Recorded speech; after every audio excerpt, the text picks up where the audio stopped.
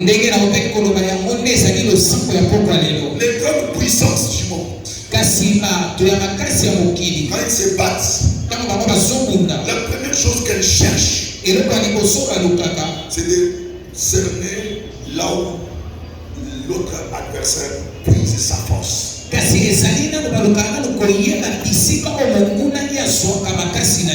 Quel est le secret de sa force? Je me rappelle l'histoire de Ben Laden.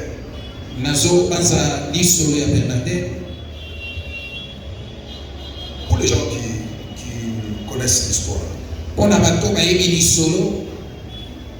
Ben Laden avait quelle mission contre les États-Unis?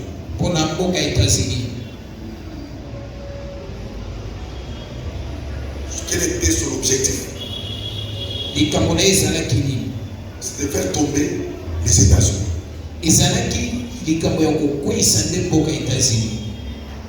Alors pour faire tomber les États-Unis, il a fallu cibler ce qui fait la force des États-Unis.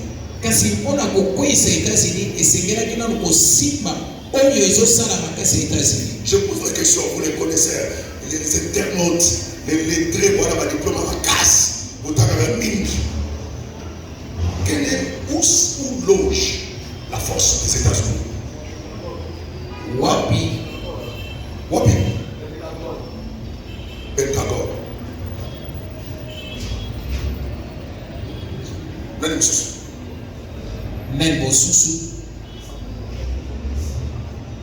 Centre mondial de commerce. Je reviens sur les temps de Ben Laden. Où s'est trouvée la force des États-Unis? Il faut d'abord chercher à connaître sa force et sur quel point.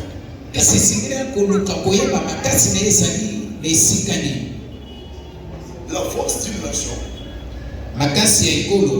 repose sur des choses. L'économie et la main. Amen. Amen. Économie et la main. Amen. C'est comme ça même chez un chrétien.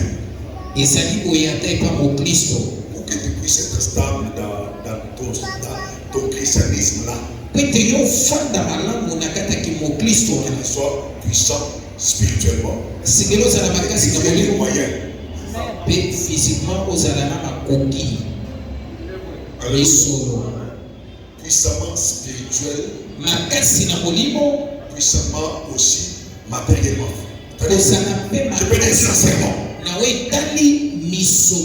Mais le Ben Laden avait découvert que si je touche ces deux points, les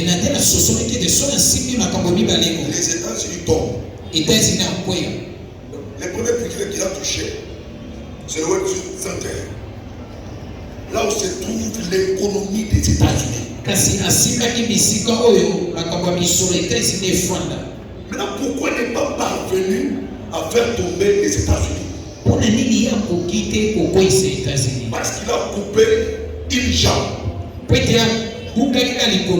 n'a pas pu couper la deuxième jambe qui s'appelait la force militaire, le Pentagone. Si ce jour-là, il avait réussi à bombarder aussi le Pentagone, fini pour les États-Unis. Amen. Amen. Maintenant, il y a maintenant le problème avec les chrétiens.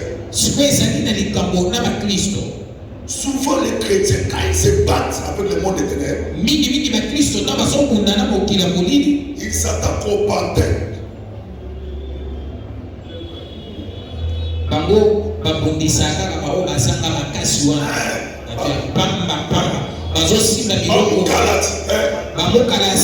Voilà. Ils s'attaquent aux panthères. Au lieu de cibler les noyaux. Écoutez ce que la Bible dit. Il dit, car nous n'avons pas à lutter contre la chair et le sang.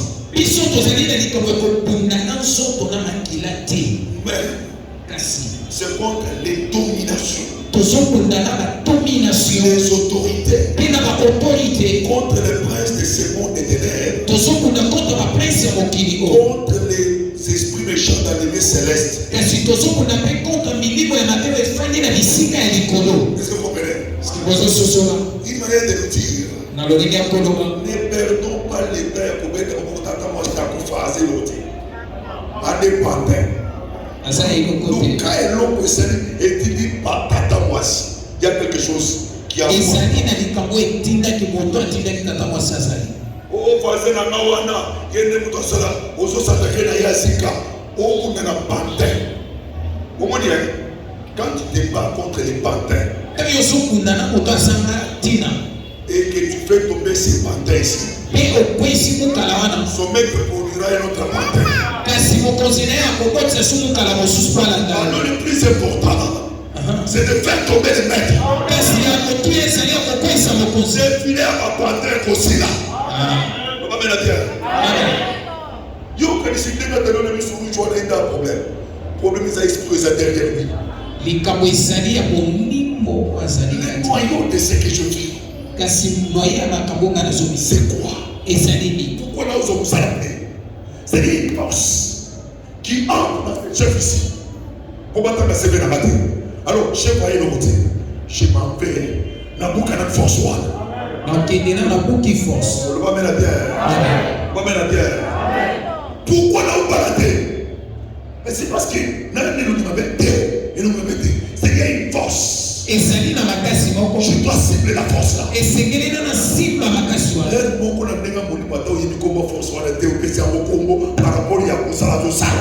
Amen. Amen. Et bien écoutez, des mots à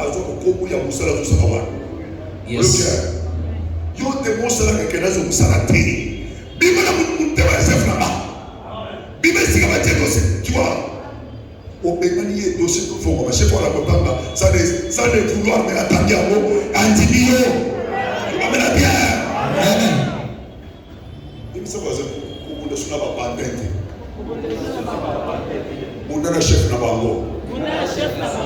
Et puis c'est ce que, ah, on doit y couper, ça va chef.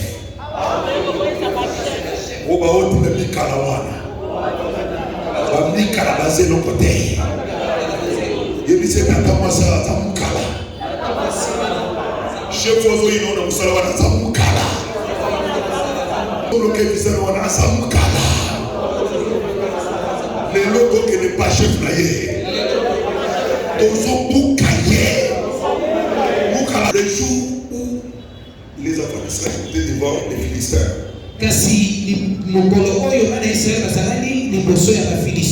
Le problème n'était pas de se battre. Si on allait se battre, le combat pourrait durer même je ne sais pas combien de temps. Mais comme il a fallu faire tomber celui qui fait la face. Lorsque Goliath est tombé, on n'a pas attaqué les Philistins. Mais effectivement qu'il est tombé, les Philistins n'ont pas d'attaque.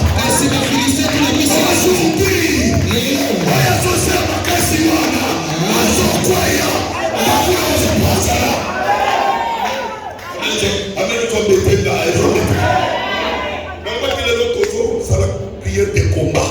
Amen.